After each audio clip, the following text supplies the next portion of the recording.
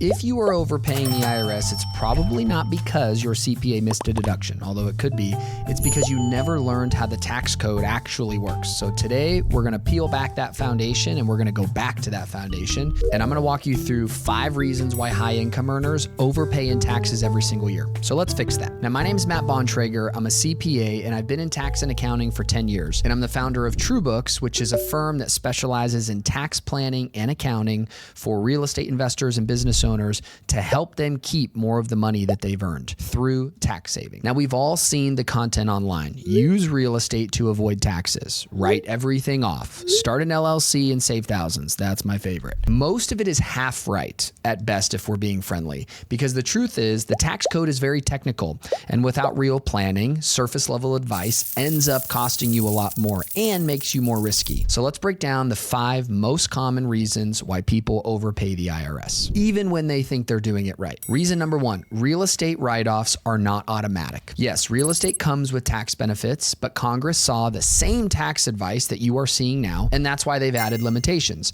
And most people don't know about them, hence why they don't talk about those pieces. There are 3 hurdles that determine whether you can use real estate losses: passive loss limitations, at-risk limitations, and basis limitations. If you do not pass all 3, your write-offs might look good on paper, but they'll do nothing to reduce your tax bill. This is where strategies like short-term rentals or real estate professional status, if you've heard of those things, come into play.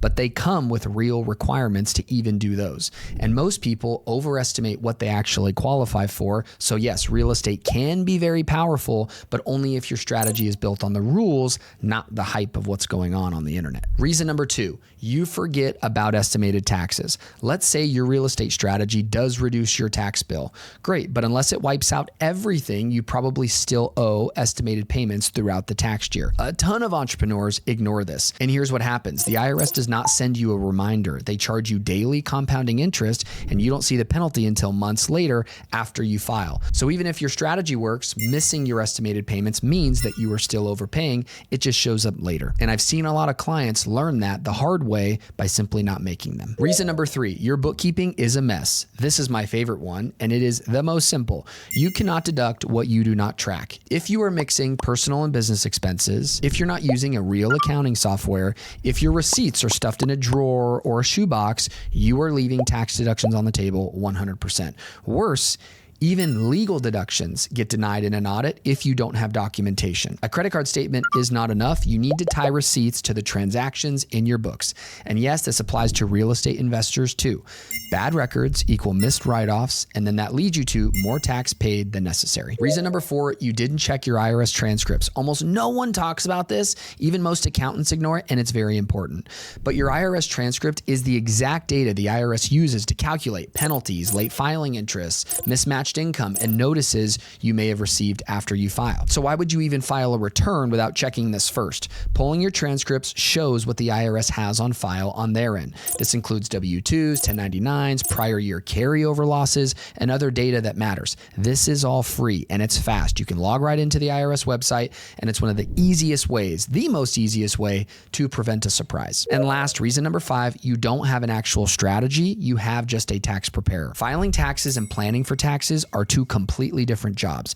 And if you're hearing from your CPA only once a year, you are not doing tax strategy. The clients that we work with at TrueBooks don't just file returns. They use the tax code to lower their liability year-round.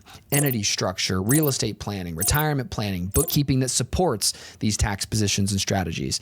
If your current setup is not giving you that, you are likely leaving money on the table. This is not something that takes place once a year in March or April. This is something that happens throughout the year, at a minimum quarterly. All right, so here's a recap of these 5 reasons of why you're likely overpaying the IRS. You don't understand the limitations on real estate. You're missing or underpaying your estimated tax payments. Your bookkeeping is costing you deductions, and you're not pulling your IRS transcripts before filing, and you've got a tax preparer. You do not have tax strategy or an advisor. Every one of these is fixable, but none of them fix themselves. And if you're ready to stop guessing and start planning, check out the link below, and we'd be happy to help you over here at TrueBooks. This is our main goal.